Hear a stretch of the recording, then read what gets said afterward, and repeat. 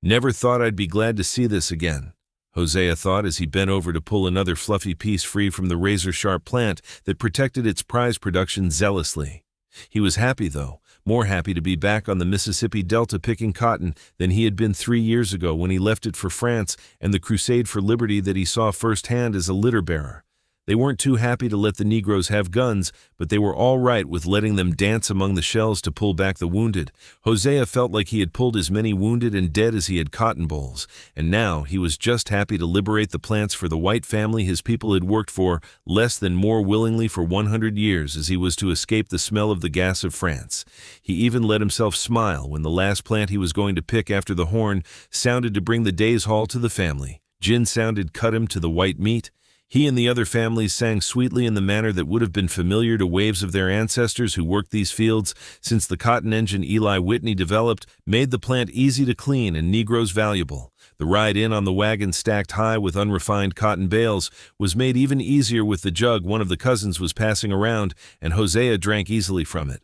Hosea was satisfied at the near conclusion of a long day that didn't include anyone being shot through the neck. He almost didn't notice the first tug on his right arm as he was throwing a bale into the teeth of the machine designed to remove the cotton from its ball and spill out nothing but clean cotton at the other end. It wasn't until his forearm exploded in pain that he realized that he had let his hand slip into the input hopper of the gin, where one of the preliminary teeth had quickly chewed his fingers, then hand, and was merrily working on his forearm when he finally thought to scream and pull back. As he watched the newly made stump of his right arm spurt his blood into the gin, he thought about how many times he'd seen such a wound in France and thought, lucky bastard, if he don't die of infection, they can clamp that off right clean. Then it occurred to him it was his own arm, and by the time Blake, the current young mister from the family, got to his side and made him sit down and began placing his own belt around his arm, the pain and loss began to hit, and the day became much worse than France. Meanwhile, in Pittsburgh, the Amalgamated Tool and Die Company, the exclusive supplier of automotive parts to the Duesenberg Automobile and Motors Company of Indianapolis, Indiana, was suffering an industrial accident. As a progressive for the time company, ATD employed Negroes in their janitorial staff, and one of their most trusted ones was busy in an active part of the factory. Amalgamated did not generally employ the Negroes in such capacities as the production of the precision parts, but was more than sanguine with allowing them the positions of cleaning up after the men who did.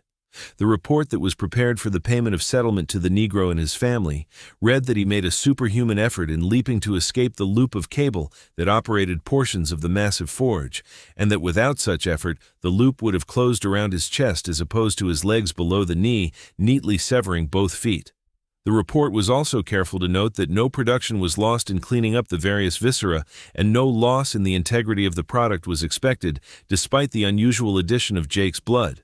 There were similar stories like in Texas, where the ranch that produced the leather lost a Negro hand in a routine loading accident, and from Guyana, where the new rubber plantation seemed to have a bit of bother with a group of Negroes loading tires for shipment. The Duesenberg Automobile and Motors Company of Indianapolis did not employ Negroes. They had previously produced aircraft and marine engines, and the struggle the company was experiencing in producing its first models did not include worrying what happened along its various supply chains, and so Car 36 was born.